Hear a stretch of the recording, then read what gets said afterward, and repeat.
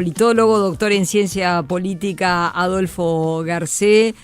¿Cómo andás, Fito? ¿Todo bien? ¿Qué haces? Turca, ¿cómo andás? Bueno, ¿cómo Gracias. está la lluvia? Afuera está oscuro, Un poquito. Aquí de las ventanas de Sarandí se ve oscuro. Sí. Bueno, está comenzando el segundo año del gobierno, ¿cómo te gusta decir? Encabezado por Yamandu Orsi, del Frente Amplio. Vos Sí. muchas veces, yo te he leído muchas veces, te leo en el semanario Búsqueda. Yo sabía y que alguien me leía. Sí, No sabía porque quién. vos siempre decís que en el Uruguay gobiernan los partidos, Sí. en ese concepto, ¿no? Claro. Gobiernan los partidos, hacen oposición los partidos, gobiernan los partidos. Y en este caso, lo que pasa un poquito con este gobierno es que el gobierno gobierna un poco lejos del partido, de las expectativas del partido, ¿no? Es un gobierno de frente amplistas, empezando por el presidente Orsi, ¿no? Siguiendo por la gente que integra el gabinete, desde luego, Gabriel O'Donnell, figura central del gobierno, es un frente amplista de toda la vida. Pero viste que para mi gusto, yo creo que hay mucha evidencia que respalda esto, el gobierno, no solo en el ritmo que es lento, en lo que hace, en sus políticas públicas, está un poco lejos, un poco demasiado lejos de las expectativas de los frentistas, y yo diría de las bases programáticas del Frente Amplio. Viste que el gobierno tiene una hoja de ruta, 63 medidas aprobadas el 25 de marzo del 2025 en el primer Consejo de Ministros. Eso está muy bueno que un gobierno tenga tan claramente definido qué es lo que va a hacer, pero claro, uno mira esas 63 medidas y las compara con las expectativas generadas durante 4 o 5 años, durante el gobierno de la calle Pou, por el partido Frente Amplio, y si uno compara esas 63 medidas con las bases programáticas, hay una distancia. Para mi gusto como analista, y yo creo que para el paladar del Frente Amplista, eso es lo que dicen las encuestas, y también las murgas, demasiado grande. Sí, hoy justo el colega Tomer Urwich en el diario El Observador, buenísima encuesta, que hacen buenísima. muy buen trabajo siempre entre El Observador y la Universidad de la República. Te iba a hablar de esa encuesta, te la iba a trabajo mencionar. muy interesante, el título es Un año de Orsi, Claro. El 28% de los frente amplistas siente decepción y la mitad de los votantes de la coalición desaprueba el accionar de la oposición. Hay como un malestar que también lo voy a unir con algo que vos... Pero 3 de cada 10. Es muy alto el nivel de decepción. Decepción. Es una palabra fortísima, ¿no? Sí, sí. Yo creo que en el Uruguay se repiten un conjunto de problemas y que empieza en la gente, si se quiere, a ganar el cansancio. Ah, sí. Gana el cansancio en general con la política. Y eso es peligroso. Porque la encuesta muestra las dos cosas, ¿no? Porque muestra este fastidio de los frentistas que no se sienten cómodos, que sienten gusto a poco, todas estas cosas que... A ver, Turca, yo estuve leyendo las cosas que yo mismo escribí. Yo escribí en Búsqueda, en marzo del 2025, una columna que capaz que está abierta, capaz que la gente la puede leer, que se llama Piano Pianísimo. Piano Pianísimo. Fines de marzo del 2025. Y yo decía, ¿cuál es la ambición de este gobierno? ¿No? ¿Cuáles son los sueños del presidente? ¿No? Porque yo ya notaba que había bajado las revoluciones, bajaron las revoluciones por minuto de la política uruguaya. ¿Viste? Hay un problema de ritmo, decía yo, y hay un problema de ambición. ¿Para dónde van? No ha pasado más que profundizarse eso. Sí. Lo que ha pasado es que se ha profundizado eso. Y porque yo creo que además el presidente lo reivindica. Sí, claro. Porque el presidente ha insistido con el concepto de la revolución de las cosas simples, no ser grandilocuente él, no tener grandilocuencia, y a la vez en un mundo tan complicado, tener un ritmo y tener un país tranquilo. Está bien. Mirá, me llamó, ahora que no nos escucha nadie, Turca, me llamó mi hija, Belén, ¿no? Me llamó hace 3 días, me dice, está en Barcelona, en España. Papá, decime si me tengo que ir mañana, pasado, dentro de 6 meses, dentro de un año, de España, decime. Alarmada, porque claro, por lo que está pasando. España y Trump, Pedro Sánchez y Trump, ¿viste? Con todo el tema de las bases militares allá, que Pedro Sánchez, el gobierno español, dice que no autoriza su utilización por el ejército de los Estados Unidos, en fin. Yo le decía, bueno, mirá, nunca se sabe nada, ¿no? Nunca se sabe qué puede pasar, menos con Trump, pero... Y lo que sí, obviamente, no debe estar en la lista de prioridades para Trump meterse con España, pero sí lo que es seguro es que Uruguay es un rincón de paz. Es un rincón de paz. Tenemos el privilegio de vivir en un lugar tranquilo. Ahora, tan tranquilo que desespera, ¿no? Y el electorado, yo creo que la ciudadanía está desconforme con el frente, pero también, lo muestra la encuesta esa, está desconforme con la oposición. La mitad de los votantes de la coalición republicana están desconformes con lo que ha hecho la coalición durante el año pasado. Es mucho. Son señales amarillas. Yo no quiero dramatizar, ¿viste? Pero son señales amarillas, son luces amarillas. Porque vos también escribiste precisamente en Búsqueda, vos decís, las identidades partidarias en riesgo. Es decir, en el sentido de que cuando la gente empieza a estar desconforme con la política, claro, con los partidos que existen y que son fuertes, ¿cuáles son las alternativas? Claro, mira, ya que hablamos de mis columnas, perdone la gente, ¿no? Pero en esta que escribí, ¿no? sobre las identidades de riesgo, yo digo básicamente dos cosas. Si el gobierno se aleja del Frente Amplio, es un problema, porque tienen que gobernar los partidos. No tiene que gobernar el elenco que definió Orsi en algún momento de su vida, ¿no? Que tenía que acompañarlo. Porque la elección no la ganó Orsi. Está bien, Orsi resultó un buen candidato en el balotaje, ok. Pero, a ver, la ganó el Frente Amplio en la elección. Uh-huh. Si el gobierno se aleja del Frente Amplio, y los Frente Amplistas, sobre todo los activistas, sobre todo los que tienen la bandera de Otorgués tatuada en el corazón, si se sienten desconformes, los partidos se apagan, los partidos se quedan sin raíces si los gobiernos no reflejan lo que los activistas, los creyentes, ¿no? Esperan. Y del otro lado, el lema coalición republicana, ¿no? Esta idea que circula de crear un lema. Ok, no dicen crear un partido con un congreso, con sus autoridades, ¿no? Con una estructura. Pero sí hablan de armar un lema. Bueno, a mí, yo que amo los partidos políticos uruguayos porque así me lo enseñaron mis profes en las facultades de Ciencias Sociales, Romeo Pérez, Carlos Pareja, Gerardo Caetano, José Rila, Jorge Lanzaro, ¿no? Si se crea un lema común, yo creo que, capaz que se pone en riesgo la identidad blanca, la identidad colorada. Nos envidian de muchas partes del mundo que tenemos partidos. Tenemos partidos en un mundo donde los partidos son efímeros, donde los partidos desaparecen, duran 5 años. ¿Y nosotros que los vamos a arriesgar? En fin, hay señales complicadas y hay una señal muy complicada que viene de lejos, que es, y que afecta a todo el sistema político, columna anterior de hace 15 días de Búsqueda, que es cuando la democracia no resuelve los problemas, la gente se aburre de la democracia.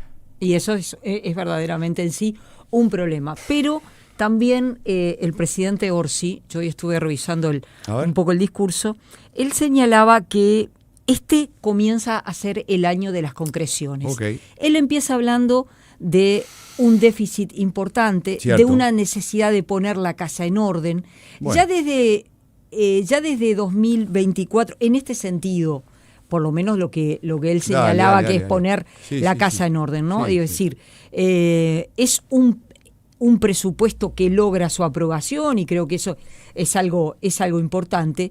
Y él empieza a enumerar un conjunto de políticas que se concretaron y de políticas que se van a concretar. Habla, por ejemplo, habla de los salarios, que hay que decir, ya desde el 24 los salarios vienen creciendo en el Uruguay, se mantiene en crecimiento, crecen las jubilaciones, el presupuesto tiene crecimiento para vivienda, es decir, tiene un conjunto de medidas. Entonces, habrá que ver si efectivamente cómo es. Yo creo que puede ser un año muy importante por esas palabras que él dijo. Sí. Un crecimiento de 2 y pico % del salario real no es nada, ¿no? Claro, No. es peor perder salario que... peor perder Sí, no, salario, por supuesto que- Pero no es nada, ¿no? Sí, Para la sí. gente que gana 25.000 pesos, no es nada. Nada, de repente si ganas 500.000 pesos, capaz que es bastante. Pero si Sí, ganas sí. 25.000 pesos, 30.000 pesos, no es nada, ¿no? Ok, pero bienvenido. Pero antes, poner la casa en orden. Poner la casa en orden es lo que tuvo que hacer Milei. Este país está en orden. Es decir, recibió un déficit fiscal mayor a lo que le dijeron. De acuerdo. Creo que hacía referencia a eso, no Bueno. estaba haciendo referencia, El a una Frente Amplio cuestión- recibió como ya le pasó antes, ¿no? Ya le había pasado en el 2005, ¿no? Recibió una economía creciendo, recibió una economía sana, saneada. Tenemos una economía sana. Entonces, ok, el déficit fiscal, sí, es un problema heredado por el Frente Amplio. Es un problema que sigue existiendo, además, porque el déficit fiscal no ha bajado, ¿no? Entonces, está bien. Y el gobierno tiene una hoja de ruta. Yo ahí discrepo con lo escrito, por ejemplo, en el documento del Partido Nacional que circuló estos días. No es que el gobierno no tenga rumbo. El gobierno tiene un rumbo. Está clarísimo. El rumbo del gobierno está clarísimo. Son 63 medidas que están ahí. Alcanza con leerlas. Esas 63 medidas ¿son suficientes para los frenteamplistas? El ritmo al que se adoptan esas 63 medidas ¿es suficiente para las expectativas de la gente? ¿El cambio que esperaban los frenteamplistas es este? ¿Realmente los frenteamplistas votaron la revolución de las cosas simples? Turca, ¿votaron la revolución de las cosas simples? Sí, y a ¿O la vez- votaron sacar a la coalición republicana el gobierno de los Maya Oro? Que fue lo que se escuchó durante 5 años.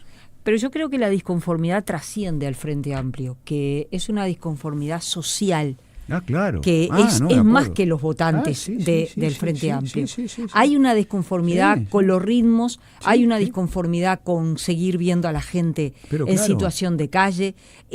A ver, Claro. nadie puede dudar, hoy está planteado por parte del senador Pedro Bordaberry de una interpelación. Sí. El ministro Negro ha dicho, ahí hay una cuestión política, de posicionamiento, pero es evidente que Sí. si bien las cifras dan un respiro al gobierno en cuanto a que son el nivel de denuncias en algunas cifras Sí, ha sí, bajado, sí. Claro. ha sido activo en cuanto, por ejemplo, hablando de activo contra el lavado de activos, los narcotraficantes, pero hay una sensación que no es solo una percepción de inseguridad, que es muy alta. Claro. Mira, el debate en torno al tema de las cifras, ¿no? Porque viste que para Bordaberry ha sido un tema central el tema de las cifras divulgadas por el observatorio que dirige mi admirado amigo Diego Sanjurjo. Yo qué sé, me parece que el debate ese no tiene mucho sentido, que Bordaberry haga tanto énfasis en eso, creo que no tiene mucho sentido.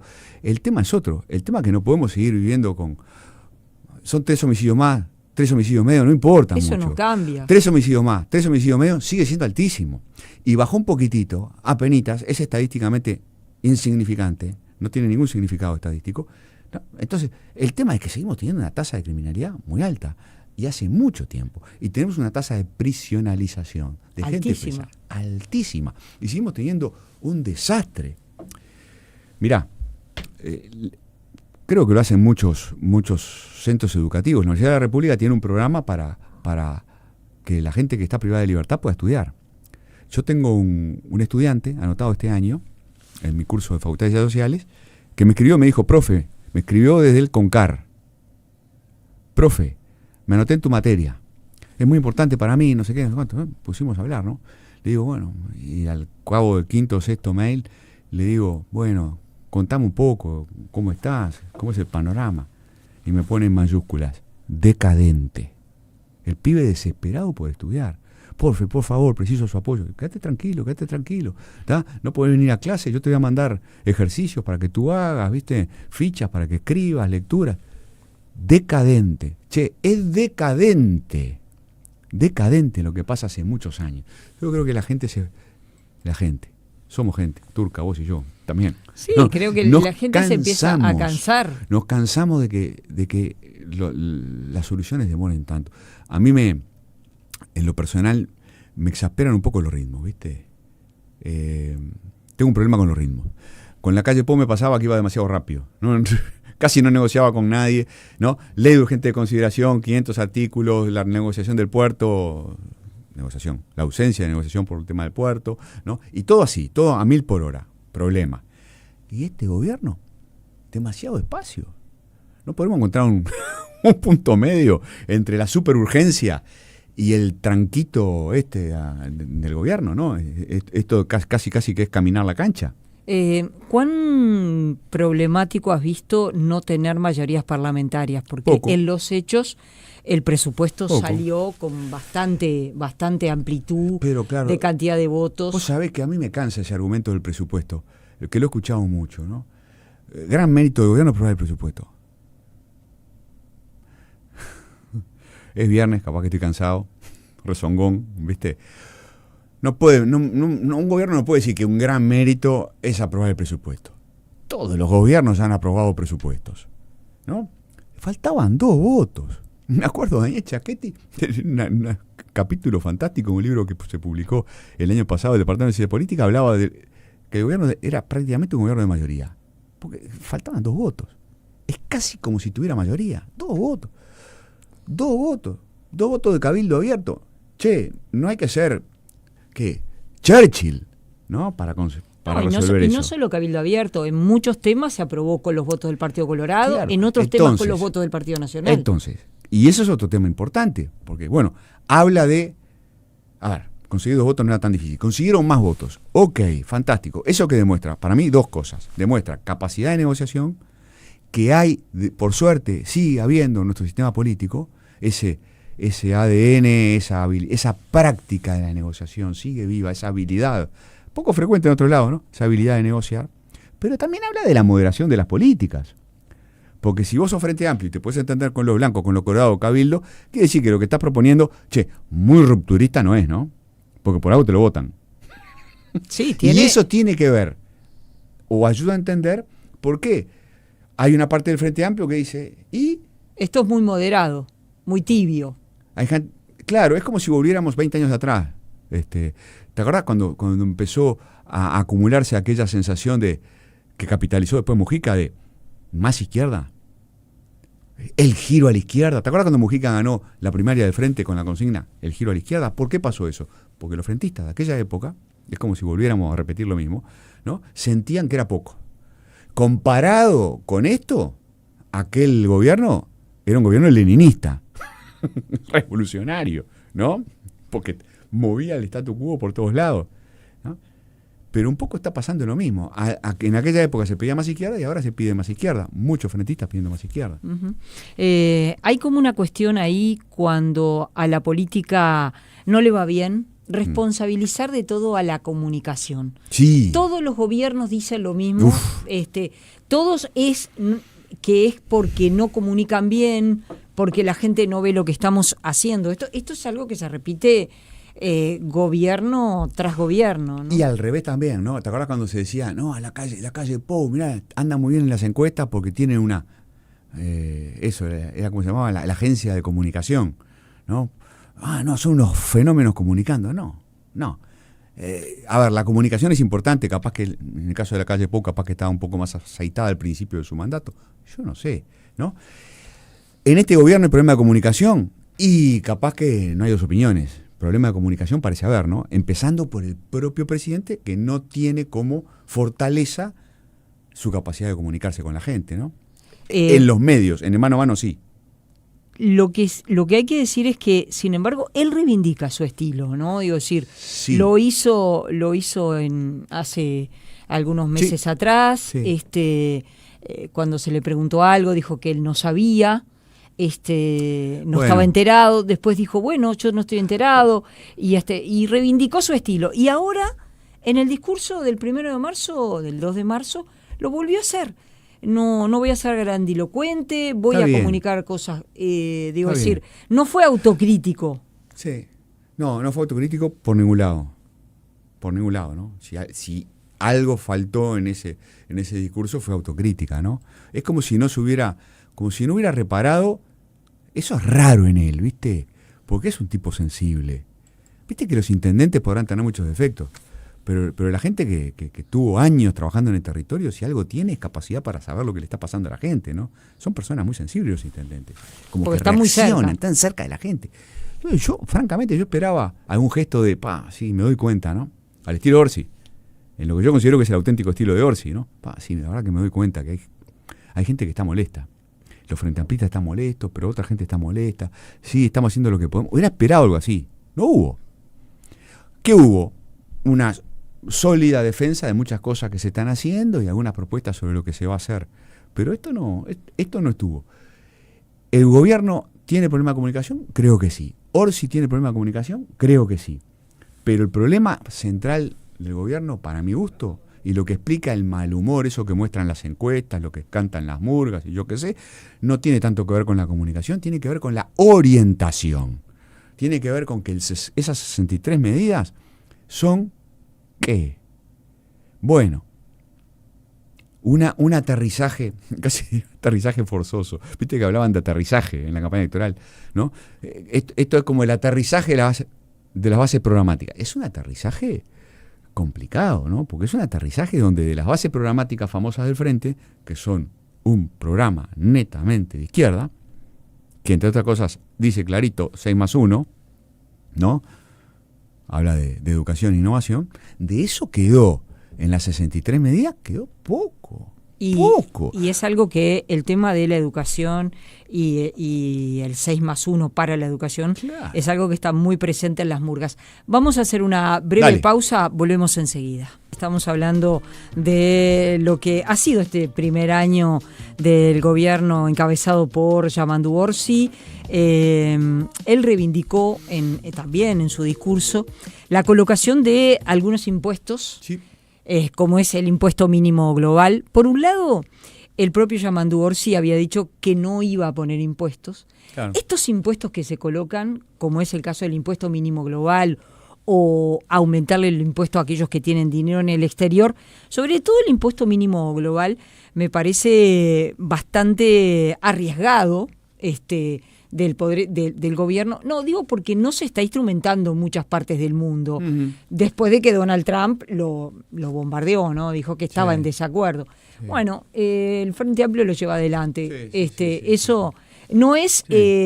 bueno, y después hay delicado. Otro... es un tema delicado. El tema impositivo es un tema interesante para analizar, ¿no? Porque durante la campaña electoral, claro, por un lado Gabriel Ordóñez decía, no, yo no puedo prometer no poner más impuestos, una frase de una seriedad extraordinaria, digna de quien la pronunció, y por otro lado Yamandu Orsi diciendo no más impuestos. Y lo que pasa que también del otro lado Álvaro Delgado decía no más impuestos, y su equipo, bueno, toda la política uruguaya hizo campaña diciendo no más impuestos. Obvio que la responsabilidad la tiene.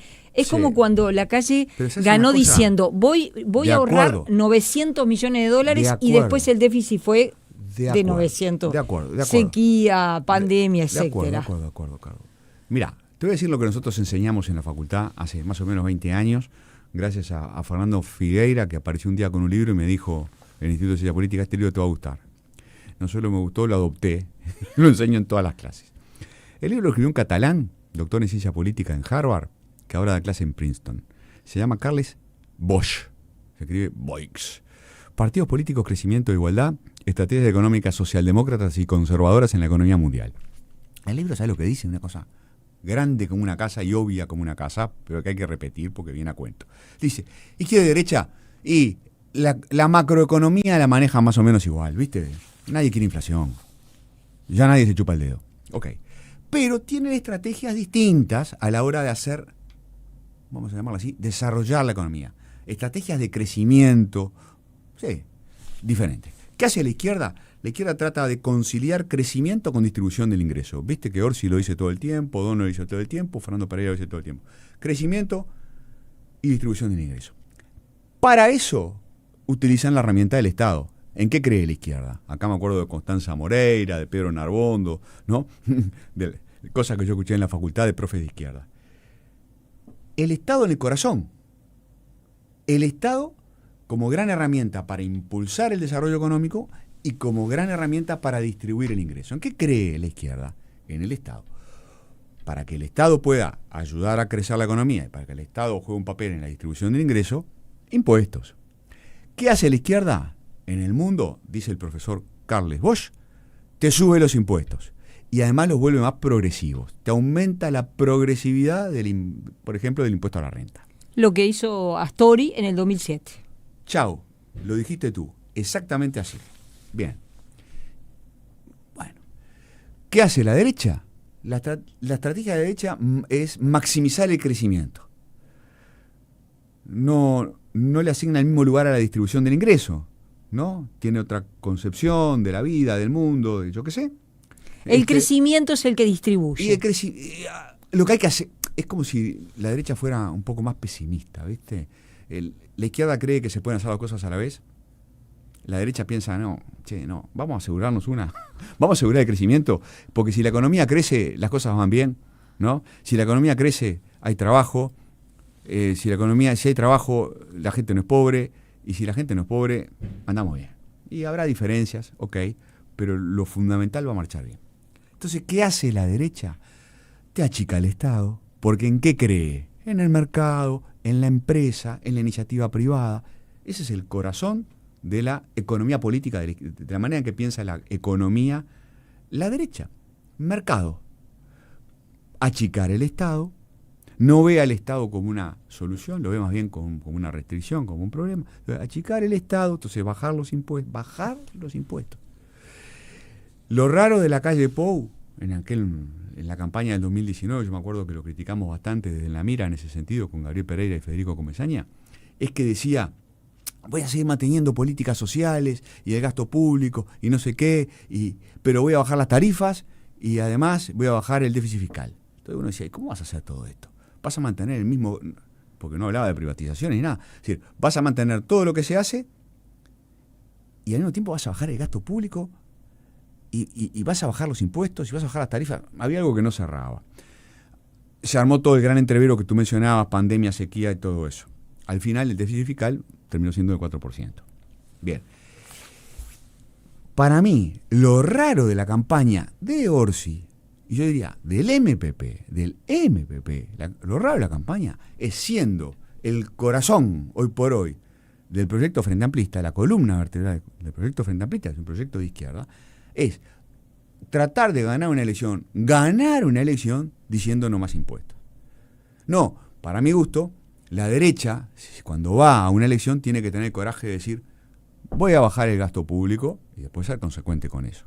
Y la izquierda tiene que tener el coraje de decir, mirá, como llevo el Estado en el corazón y como creo en las políticas sociales, voy a subir los impuestos y voy a subir la progresividad de los impuestos. Ahora, y ganar la elección diciendo la verdad. Ahora, y no ganar la elección y después vemos. Pero viste que nadie, en realidad nadie lo hace, porque por ejemplo en 2005 claro, tampoco el Frente Amplio y Astori dijo que... Léeme en la encuesta esa del Observador, léeme lo que dice sobre los políticos. Capaz que lo tenés a mano, Sí, ¿qué dice sobre los políticos, si los políticos mienten o no? Claro, la gente dice que la gente... Pero léemelo, por favor, porque no me acuerdo del dato. Pero creo que es el 53% de la gente que dice que los políticos mienten. Y sí. A ver si lo tenés a mano. Mira, sí, está acá, donde está... exactamente el dato de la mitad de la actuación de los partidos de la oposición, porque el sistema político tiene mala evaluación. La mayoría de la gente cree que ninguno de los dos está enfocado en los problemas más importantes de la gente. 2 de cada 3 respondió que el gobierno no está enfocado, y más de la mitad cree que la oposición tampoco está enfocada en los principales problemas. Después, 1 de cada 5 está pensando en una alternativa, es estadísticamente significativo, es decir, basta con un simple cálculo. La suma de las alternativas de los bloques tradicionales con voto en blanco y anulado suele estar cercano al 10%, es decir, eso de que la gente puede pensar en otra alternativa. Mirá lo que encontré acá, mirá. A ver. Cuando el gobierno comunica una medida, dice la encuesta, ¿usted cree que las opciones son, miente la mayor parte del tiempo, dice la verdad la mayor parte del tiempo, a veces dice la verdad, a veces no? En el total de la población uruguaya, los que piensan que cuando el gobierno comunica una medida, 53,6% de la gente dice que miente la mayor parte del tiempo. Eso es gravísimo. Eso es gravísimo, ¿no? O 53,6% entre los votantes de... Bueno, después está desagregado, ¿viste? Sí, acá está, sí, acá tengo la... o sea, la gente piensa que los gobiernos mienten. Y bueno... Y vamos a ver, yo no estoy dispuesto a convivir con eso. Yo no estoy dispuesto a naturalizarlo, ¿sabes? Para mí eso no es natural. Eso es una desviación. Eso es una cosa que está mal, es una cosa que no podemos aceptar ni del análisis político, ni del periodismo, ni de la ciudadanía, de ningún lado. Mirá, 4 de cada 10 de quienes votaron a la fórmula Orsi-Cose, siguiendo con la encuesta del Observador, siente poca o ninguna confianza que el gobierno va en la dirección correcta. ¿Qué te parece? Mantienen conexión y coherencia con que más de un tercio evalúa mal la gestión del gobierno, sí. Y que, como se ve, también 4 de cada 10 dicen que el gobierno incumple, acá lo encontré, eran varias hojas, sí, con lo que prometió en campaña electoral. Ahí va, perfecto. Y después lo que vos decías, ¿no? En un subtítulo que es el tirón de orejas a la oposición de sus propios votantes. Porque 4 de cada 10 que votaron a la fórmula, Álvaro Delgado y Valeria Ripoll, también sienten decepción. Y no otras palabras más negativas que quedan menos posicionadas como miedo, resistencia o incertidumbre. En Uruguay los votantes de los partidos tradicionales no esperan grandes cambios en la política pública ni existe una gran polarización programática. Bueno, la encuesta es lo que vos decís. Campaña tras campaña se acumula. Precisamos, mirá, precisamos. Yo me acuerdo, yo te lo he dicho 1500 veces esto porque lo repito todo el tiempo. Si algo aprendimos cuando trabajábamos con Alain Miraji, con Daniel Chaschetti haciendo encuestas hace 20 años atrás, es que no hay nada que la gente valore más que la honestidad. ¿Qué le pide la gente a la política? Honestidad y sensibilidad. La honestidad es clave. La honestidad es clave. Por eso cuando el Frente hacía campaña con honestidad en la campaña pasada, yo decía, no es menor, es importante, porque es realmente muy importante para la gente, ¿no? La que le hablen de honestidad. Entonces, las campañas tienen que ser honestas, ¿no? Tenemos que exigir que los partidos hagan campañas honestas, diciendo no lo que la gente quiere escuchar, sino lo que los partidos realmente quieren hacer. Precisamos plataformas electorales claras, valientes, precisamos políticos capaces de persuadir a la gente y después precisamos que cuando están en el gobierno cumplan. En el final, el nombre del libro que recién mencionaste. Sí. Es un libro difícil de encontrar. El autor se llama Carles, porque es catalán, Carles Pujol, ¿se acuerdan? Carles Boix. Boix, B-O-I-X. Estrategias económicas, socialdemócratas y conservadoras en la economía mundial. Adolfo Garcé, gracias por haber venido. Partidos políticos, crecimiento e igualdad, y el subtítulo es Estrategias económicas, socialdemócratas y conservadoras en la economía mundial. Muy recomendado, lo damos en todas las clases de ciencia política. Algunas Adolfo Garcé por haber venido esta tarde. Sí, son varios los que preguntan. Ya le voy a volver a repetir el nombre del libro. Gracias. Y si no me escriben que les mando, tengo algunas reseñas escritas sobre el libro. Está muy bien, está muy bien.